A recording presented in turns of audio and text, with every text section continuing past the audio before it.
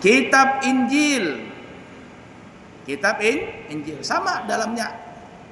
Syariat, nasihat Allah, perintah Allah, larangan Allah, nasihat. Apalagi? Kisah. Kisah. Kemudian apalagi yang keempat?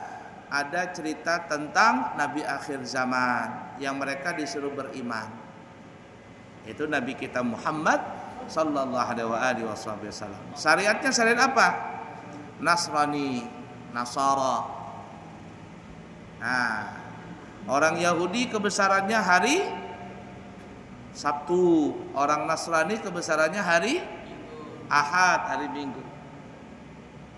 Kitab Zabur, sama kitab Zabur tentang nasihat, perintah Allah, larangan Allah. Apalagi kisah.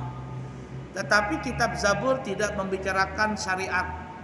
Kenapa? Karena syariatnya Nabi Daud itu masih berpatokan syariatnya Nabi Musa, yaitu agamanya agama Yahudi.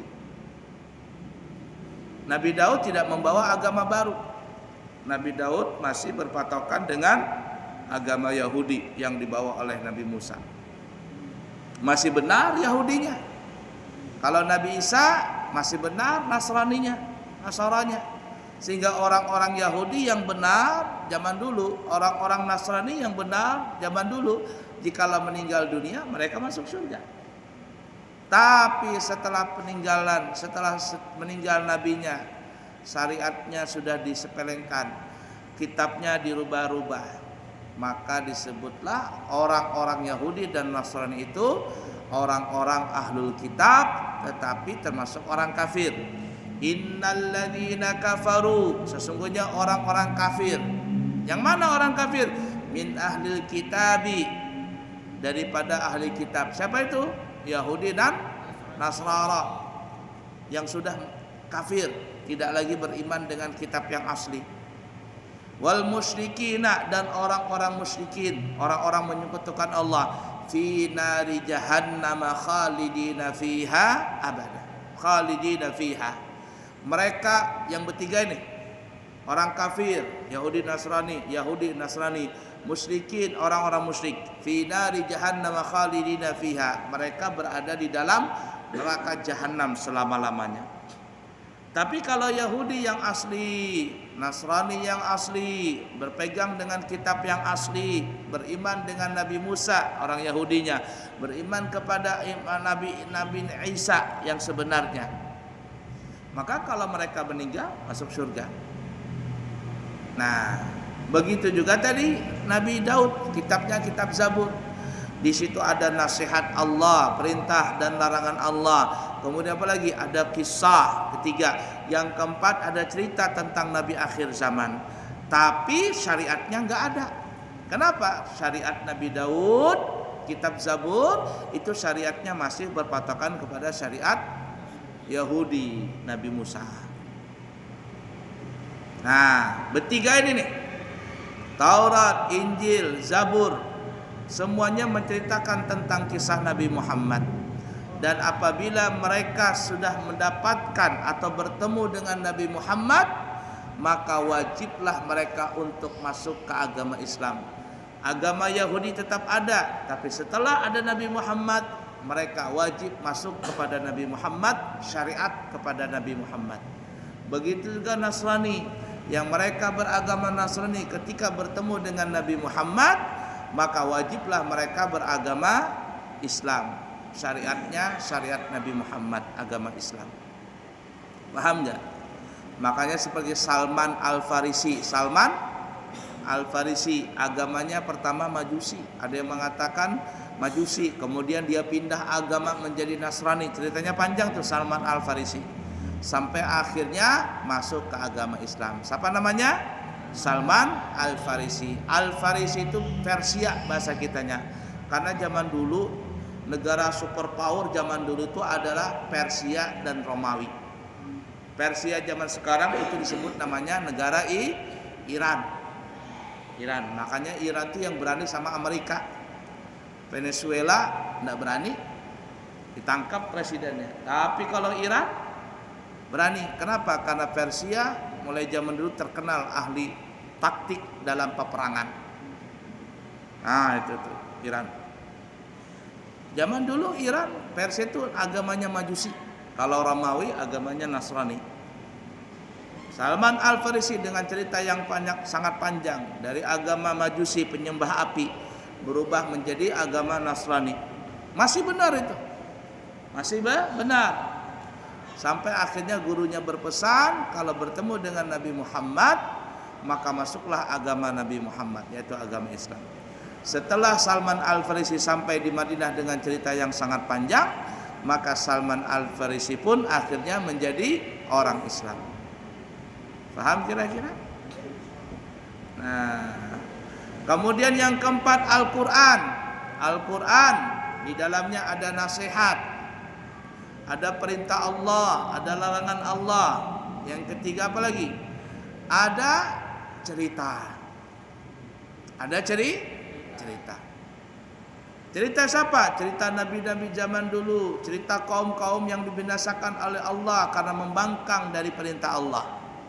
Cerita umat-umat zaman dulu yang mereka taat dengan nabinya. Bahkan bukan hanya cerita zaman dulu, Al-Quran juga menceritakan zaman sekarang, bahkan di akhir zaman kiamat, bahkan surga dan neraka Allah ceritakan dalam Al-Quran. Banyak orang-orang yang non-muslim yang mereka mempelajari Al-Quran, mencari Al-Quran, dan mereka mendapatkan kebenaran Al-Quran. Al-Quran bercerita tentang langit luar angkasa. Maka orang-orang yang mengaitkan dengan Al-Quran tentang luar angkasa, mereka mendapatkan kebenaran. Semuanya. La ilaha illallah. Nah, jadi kita kembali, nasihat itu apa? Bagi Allah. Allah nasihatin kita. Di dalam kitab-kitab Allah, Taurat, Injil, Zabur, Al-Quran, suhuf para nabi, semuanya nasihat. Kemudian siapa lagi? Rasul, nabi kita. Nabi kita itu selalu nasihatin kita sampai ketika Nabi ingin meninggal dunia. Sampai nih, pada saat Nabi ingin menghembuskan napas yang terakhir, apa pesan Nabi sama kita? As-salah, kata Nabi. As-salah, jangan tinggalkan salat.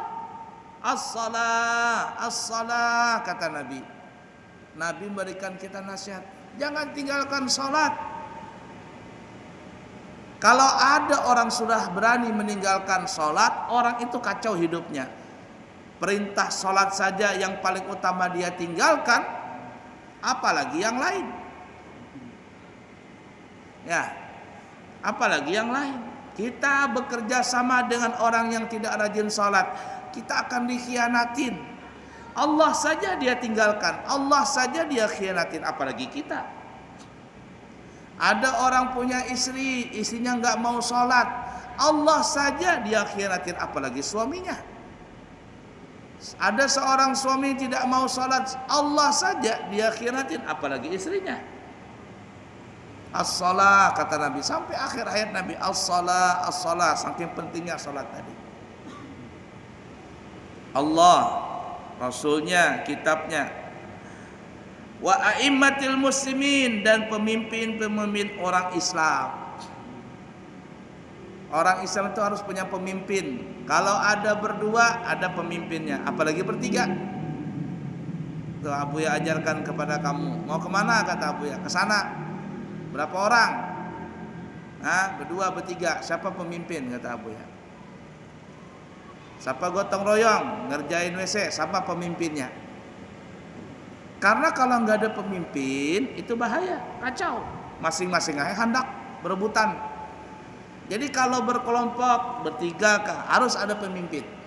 Kemana? Berjalan ke sini, ke situ, harus punya pemimpin. Orang tuh berangkat haji, ada namanya keluar pemimpin regu. Itu biasanya per 25 orang. Ya, per 25 orang atau per 40 orang.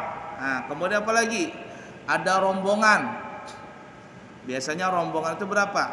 50 orang. Nah, ya, ada ketua regu, ada ketua rombongan, ada ketua kloter. Kalau ketua kloter biasanya apa ya? Ya satu kloter, satu pesawat. Biasanya 6 sampai 8 bis. Itu ada ketua kloternya. Jadi masing-masing punya. Nah ini 25 orang pemimpinnya ini. Per 40 orang, per 50 orang satu bis pemimpinnya ini. Jadi sama juga kita dari RT dulu.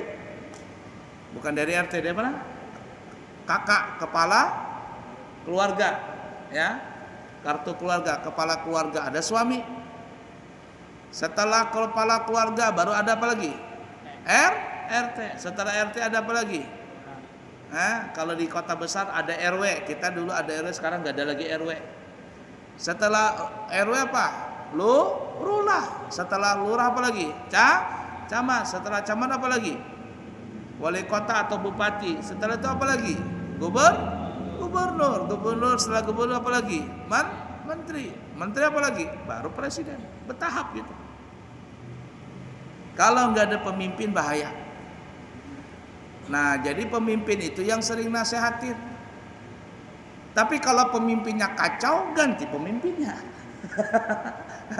Kalau pemimpinnya tuh nggak bagus, wah ini mimpinnya kacau ini, maka diganti pemimpinnya nggak bagus. Paham nggak kira-kira? Ini pemimpinnya nggak bisa jadi pemimpin, ganti. Makanya di pesantren itu diajarkan apa ya? Jiwa-jiwa pemimpin. Di pramuka tuh mencetak jiwa-jiwa pemimpin. Kita harus jadi pemimpin. Kullukum ra'in wa kullukum mas'ulun an ra'iyatihi. Setiap kalian itu adalah pemimpin. Kullukum ra'in. Kita ini pemimpin. Wa kullukum mas'ulun an ra'iyatihi. Dan kalian akan ditanyai tentang kepemimpinan kalian. Sekurang-kurangnya kita memimpin siapa? Memimpin diri sendiri. Supaya hati kita, jasmani dan rohani kita ini betul di jalan Allah Ta'ala.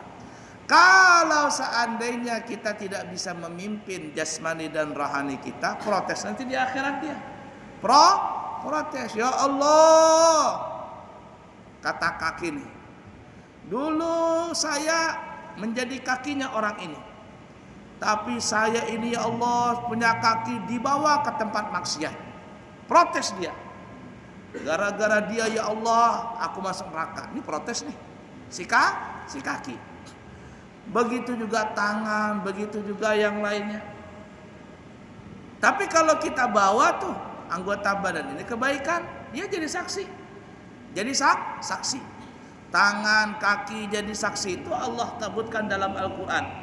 Al-yauma nakhtimu ala afwahihim wa tukallimuna aydihim wa tashhadu arjuluhum bima kanu yaksibun. Hari ini, hari apa maksudnya?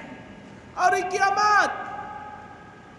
Kami kunci mulut-mulut mereka. Mulut gak bisa lagi mengelak, gak bisa lagi berbohong. Diam. Siapa yang ngomong? Yang menjadi saksi adalah tangan-tangan mereka. Ya, yang bicara adalah tangan-tangan mereka, yang menjadi saksi adalah kaki-kaki mereka dengan apa yang mereka pernah lakukan ketika hidup di dunia. Itu tuh.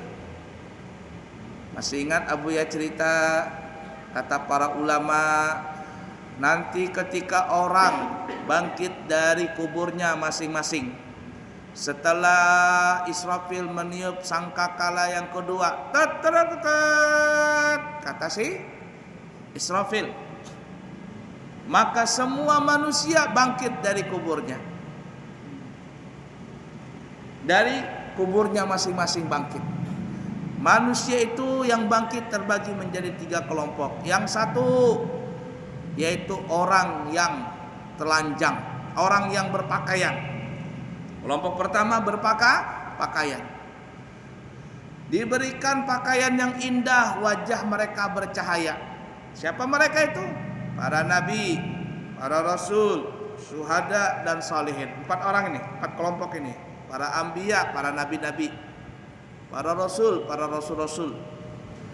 Apalagi syuhada, orang yang mati syahid. Mati syahid itu yang masuk surga ada dua. Syahid dunia akhirat, orang yang berperang di jalan Allah karena Allah Ta'ala. Dan syahid akhirat. Syahid akhirat itu contohnya apa? Orang yang nuntut ilmu, belajar agama. Orang yang belajar agama. Nih kayak kamu nih, santri nih, belajar di pesantren, ada meninggal dunia, surga. Tapi kalau pelajaran yang lain nggak tahu apa ya. Belajar apa? Belajar teknik mesin, mama. Nggak tahu apa ya? Apakah syahid akhirat atau apa? Belajar apa lagi? Belajar ini, nggak tahu dah. Tapi kalau belajar agama pasti. Tapi kalau ilmu yang lain, wallah alam. Nah, nisabilillah nih orang yang belajar agama. Sabilillah, orang yang sabil, syuhada. Yang keempat, salihin, orang saleh, orang yang baik, baik dengan Allah, hablum minallahnya baik, hablum minannasnya baik, tidak mengganggu orang, tidak mencaci orang, kalau berhutang dibayar, tidak ngomongin orang, tidak membuka aib orang, baik, hablum minallahnya baik, hablum minannasnya baik. 4 golongan ini, anbiya, mursalin, syuhada, dan salihin. Maka ketika mereka bangkit dari alam kubur, wajah, tangan, kaki, badan mereka bercahaya, dan juga diberikan pakaian kebesaran dari Allah yang Allah datangkan dari surga.